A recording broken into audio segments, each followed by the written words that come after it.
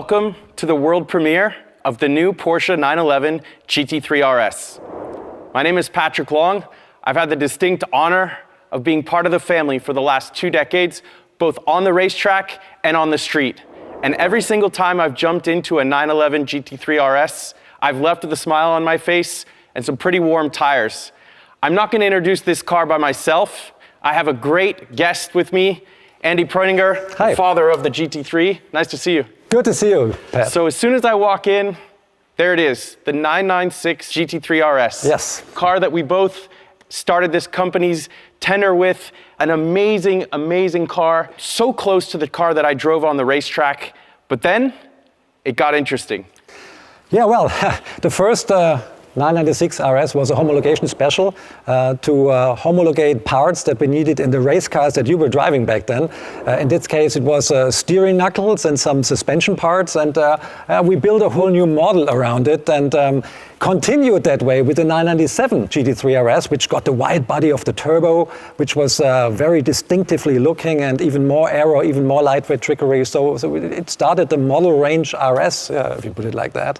And on the next step was the second generation RS, which got a new engine, 3.8 liters of displacement instead of 3.6, more power, more aero, wider track front and back, and even more lightweight, like the carbon fiber stuff. So it was a pretty nice evolution. When I first jumped into the 991 RS, I thought to myself, how do they do it? How do they give you a product that you can absolutely punish on the racetrack lap after lap after lap? I recognize so much aero advancement, so much powertrain advancement, and always the aesthetics. You guys always raise the game with the aesthetics, which is a huge part of the emotional connection of these cars. An RS always has to be beautiful, absolutely. Next one was the current one, I would say, till today. The second gen featuring Weissach package, featuring even more lightweight stuff and an engine that was totally revised with 520 horsepower. So it begs the question, which one of these is your favorite? Well, they're all my favorites, but like in every family, the newest member always gets the most love. And my new love has a name. It's 992 GT3 RS, definitely.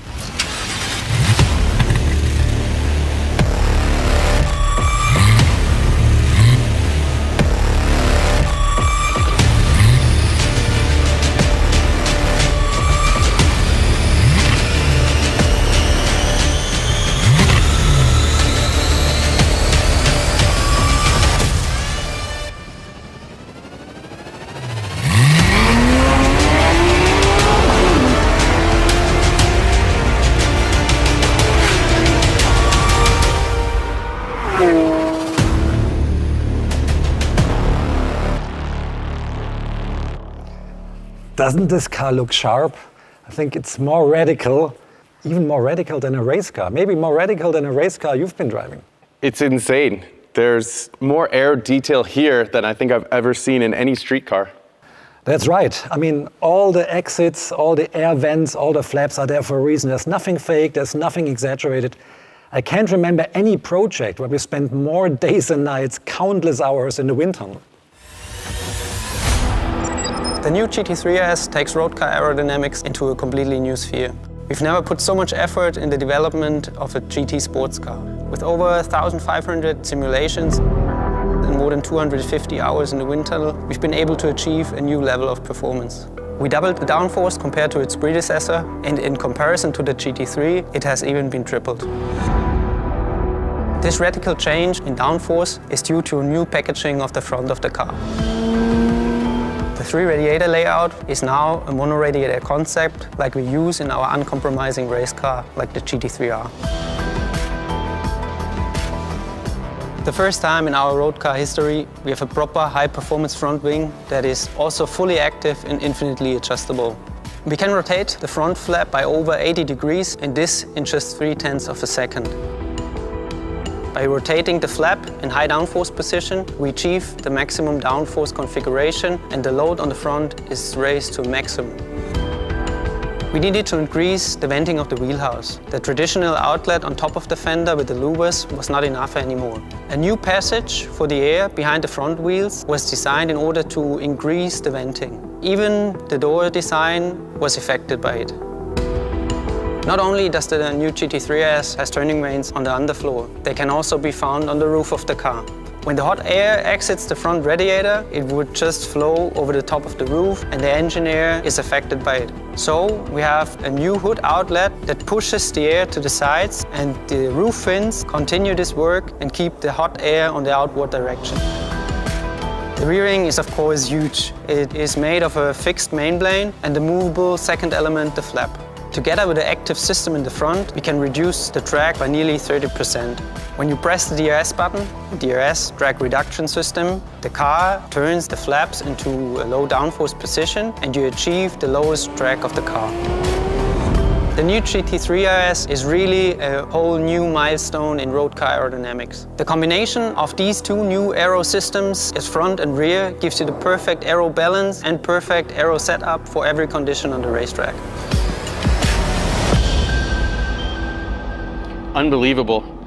In many ways, it suggests this car would be on par with an FIA GT3 race car. Yeah, I think from the downforce values it is. It produces 860 kilos at 285 kilometers per hour, which is a speed that you reach on a Döttinger Straight, for example, on Nürburgring.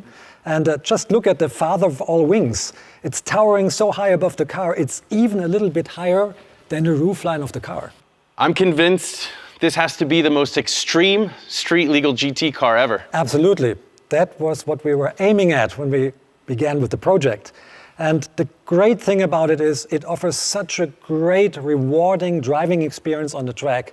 It put a smile on my face every time I use it on the track, and all the development team as well. And that's a good sign that all the customers will love it too. I can imagine. That brings me to my next curious question about lightweight materials. Lots of those to be found on that car, even though we hide them away with paint. The ducktail is made of carbon fiber, as is the rear wing, as is the roof. We have very, very thin glass that is super lightweight all around the car.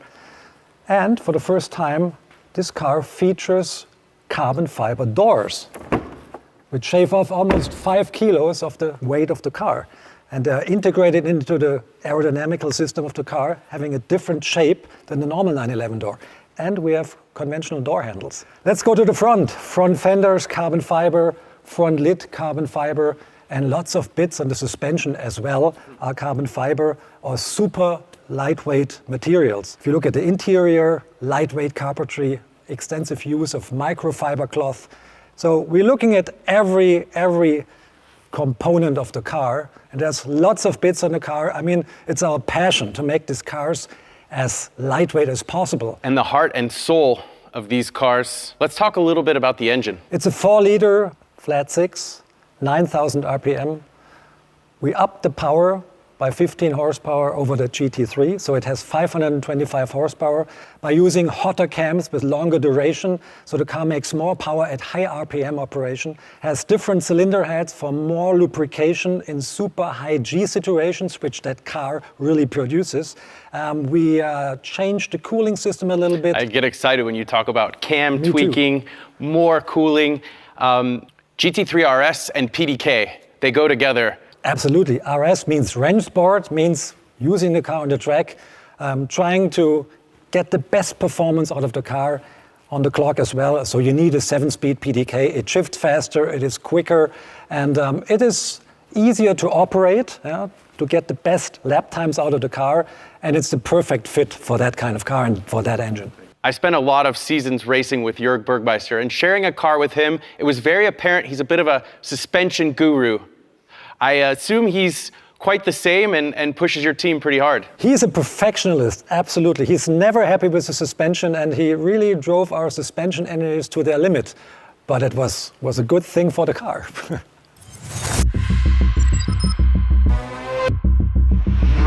We're sitting in the new GT3 RS. The current GT3 already set a really high bar in terms of balance with its double wishbone front axle, but the new GT3 RS is a whole nother level. The car with that much downforce usually is really sensitive to right height changes, especially under braking. The front usually gains a lot of downforce. But we made a change to the front geometry and put more anti-dive in it, and that gives us a more equal aero load under braking as well and keeps the balance consistent. So usually to change the damper settings you need a mechanic, but with our new steering wheel it's just a press of a button and you can adjust compression and rebound, front and rear axle while driving. And it's a really big tool for a driver. You can adjust the car perfectly to any racetrack or tire conditions. So for instance, on a really bumpy track, you can go a little softer on the overall damping. Or if you're on a really smooth track or have plenty of grip from brand new tires, for instance, you can go a little stiffer overall. So basically it's a race car driver's dream come true. Also on the steering wheel, one of my favorite features is an adjustable differential. For instance, when you're struggling with a little nervous rear on corner entry, you can add some more differential on coast, or if you're struggling with oversteer on the corner exit, you just tighten the diff up on power a bit. So it's a really big tool. Also, when your tires degrade a bit, you can adjust the car really nicely with it. Yeah, so far you could either turn the traction control on or off, but now it's really cool. Just like in the race car, we have a fully adjustable traction control with 7 positions, and you can still switch it off, just to your liking. Yeah, all this makes it the best handling 911 road car ever on a racetrack. It's so much fun, especially in the high-speed corners. The performance of the car is just amazing, and I'm sure you're gonna have as much fun with it as I do. Pretty incredible. I want some of these features in some of my race cars. Yeah, it's a serious track tool. It's built for the track. No compromise. We don't even feature a trunk anymore under the front lid. Perfect drivability. Incredible. This car is really built for the track, and I hope that all the customers are really using it on the track. But they should train their neck muscles a little bit, because you have to tolerate the G-forces the car throws at you. Well, you talk about the racetrack and it makes me think about the Club Sport package. I assume that comes with this car. As a matter of fact, the car comes standard with the Club Sport package, which consists of 6-point harness, fire extinguisher, and for most markets with a rear roll cage. So if I select the Weissach option, what does that entail? Yeah, the Weissach option has been very popular on the last RS model, so it will be an option here again. This is a non-Weissach package car, so if you would have opted for the Weissach package, the front lid would be visible carbon fiber, the roof would be visible carbon fiber, the lower section of the rear wing as well. And we have bits in the interior as well, like the door handles will be carbon fiber, and even the suspension, the stabilizer bars front and rear, the transversal strut. Alone on the suspension, we shave off 5 kilos with the Weissach package. And another innovation, the rear roll cage for most markets will be in carbon fiber as well. Unreal. There is such a presence live with this car. I cannot wait to see the public's reaction. Me too, me too. And it'll be on display on your home turf in California, on the Monterey Car Show. And my plane's leaving this afternoon. So why don't you come with me? I'm heading that way. I'll catch a ride. Let's go.